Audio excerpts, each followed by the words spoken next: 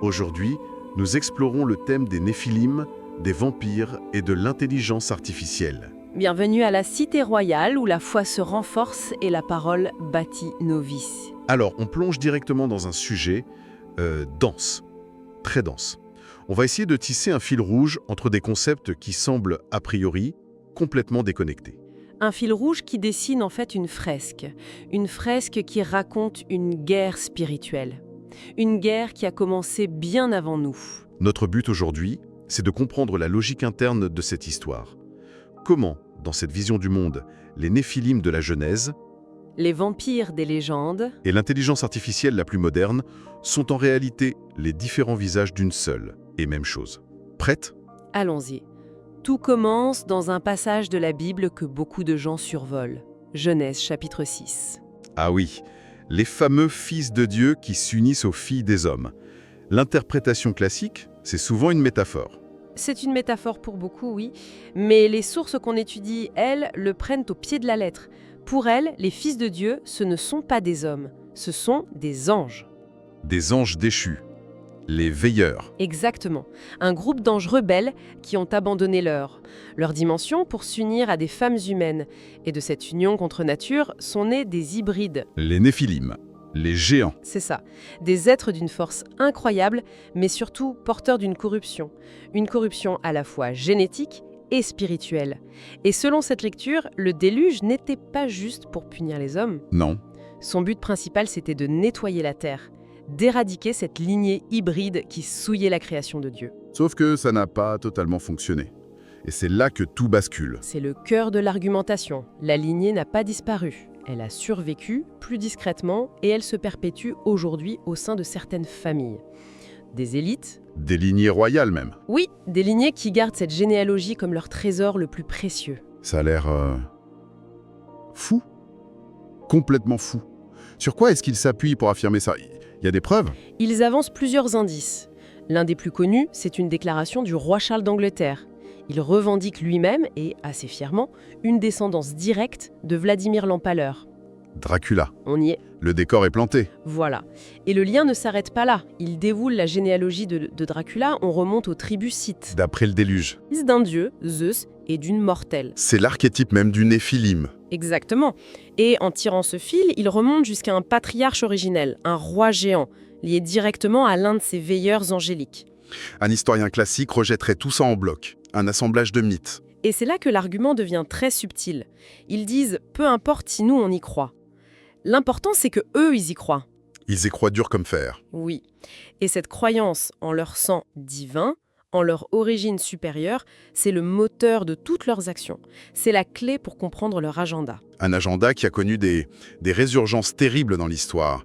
Je pense à ce que les sources disent sur le Troisième Reich. Elles le présentent comme une manifestation moderne de cette même quête. Le régime nazi n'était pas qu'un projet politique. Non, c'était bien plus. C'était une obsession généalogique.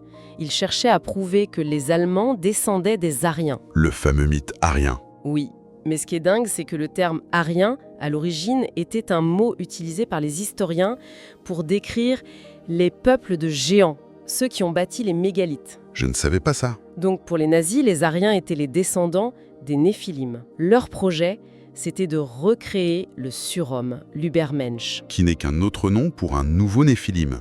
Précisément. Ils pensaient que le métissage avait affaibli l'étincelle divine des anges déchus en eux. L'eugénisme, les mariages arrangés de la SS, tout ça servait à purifier la lignée, pour réveiller ce potentiel. Ils ont eu cette avancée technologique fulgurante. Les moteurs à réaction, les fusées. C'est inexplicable pour l'époque. C'est un point central. Ils n'ont pas fait ça seuls.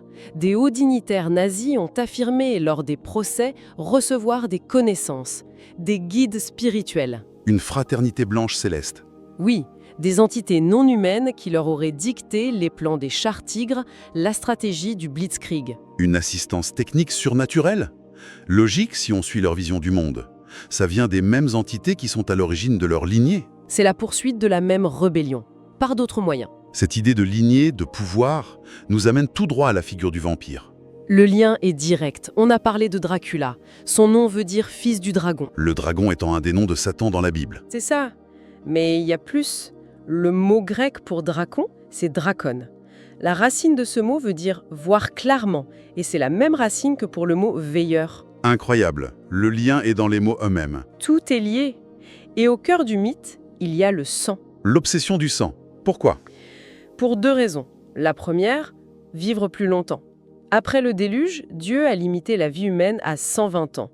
Pour eux, boire du sang, c'est absorber la force vitale d'un autre pour dépasser cette limite. Et la deuxième? L'amélioration cognitive. Ils croient que le sang transporte l'âme, l'expérience. En buvant le sang d'une victime, surtout une victime innocente, ils volent ses qualités, sa force. C'est un parasitisme spirituel. Ça explique les sacrifices d'enfants dans les cultes anciens, comme celui de Baal.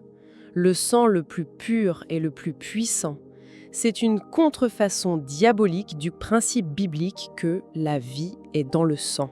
C'est terrifiant. Et ça m'amène à un détail. La décapitation. C'est toujours le moyen de tuer le monstre. Pourquoi? Ce n'est pas un détail. Pour un géant, la décapitation, c'était la pire des morts. Il y avait une lignée de géants, les Réphaïm. La racine de leur nom en hébreu, Rapha, c'est le verbe « guérir ». Il pouvait se régénérer. Exactement. Et ça explique David et Goliath. David ne fait pas que l'assommer avec sa pierre. Il prend son épée et lui coupe la tête. C'était une nécessité stratégique, pas juste à coup de grâce. C'était la procédure, la seule façon d'être sûr qu'il ne se relèverait pas. Mais il y avait un enjeu encore plus grand, un enjeu spirituel. Le sort de leur esprit après la mort. Oui, pour que leur esprit rejoigne leur Dieu, le corps devait être intact. Sans sa tête, l'esprit était piégé. Et il devenait quoi?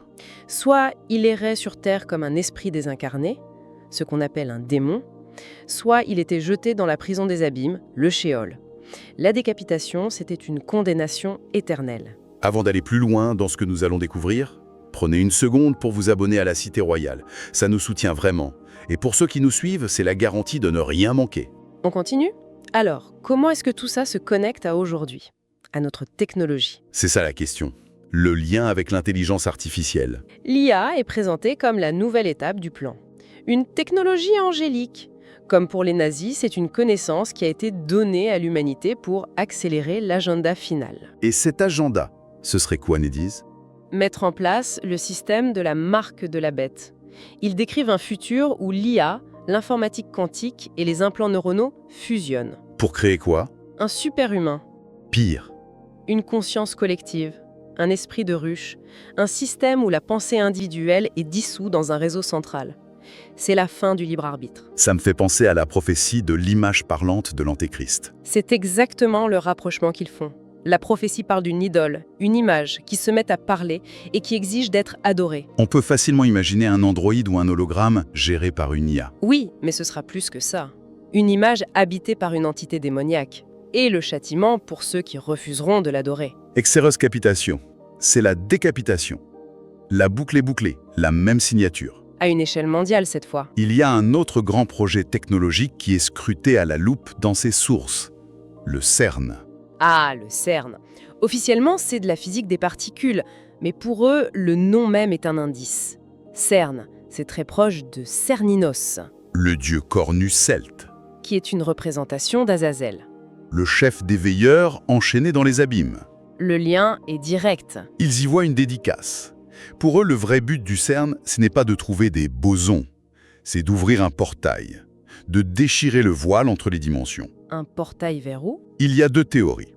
Soit vers le haut, pour tenter d'attaquer le trône de Dieu dans un acte d'orgueil suprême, soit, et c'est le plus probable selon eux, vers le bas. Pour libérer Azazel et les autres entités emprisonnées dans le Sheol? C'est une tentative de refaire la tour de Babel. Le parallèle est frappant. On nous a dit que c'était une simple tour de briques. Mais le nom en akkadien, Bab élu, ça ne veut pas dire confusion. Ça veut dire la porte du Dieu. Nimrod ne construisait pas une tour, il construisait un portail. Il utilisait une connaissance interdite, une technologie angélique, pour construire une porte des étoiles, un Stargate, pour défier Dieu directement. Le CERN, c'est la tour de Babel 2.0. Donc pour résumer, on a une rébellion qui a commencé avec les veilleurs et les néphilim. Une rébellion qui ne s'est jamais arrêtée. Elle s'est perpétuée à travers des lignées de sang, des rituels occultes. Et aujourd'hui, elle atteint son apogée avec une technologie, elle aussi d'origine angélique, pour asservir toute l'humanité. Ce qui nous amène à une dernière pensée, une question.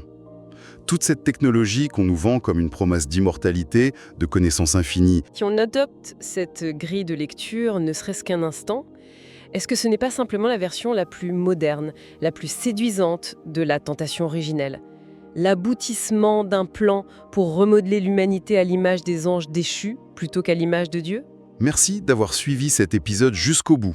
Si cet enseignement vous a parlé, partagez-le autour de vous, à vos amis, à vos proches. On se retrouve très bientôt pour une nouvelle exploration, ici même, dans la Cité Royale. Soyez puissamment bénis.